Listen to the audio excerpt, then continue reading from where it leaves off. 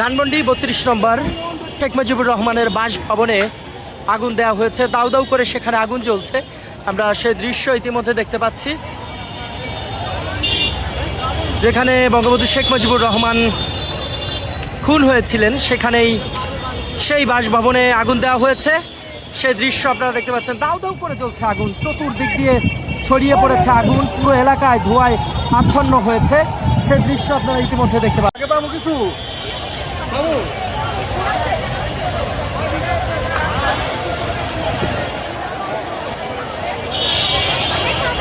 গণভবনে যাত্রা পথেই বঙ্গবন্ধু শেখ মুজিবুর রহমানের এই বাসভবনে আগুন দেওয়া হয়েছে, আমরা সেই দৃশ্য ইতিমধ্যে দেখতে পাচ্ছি।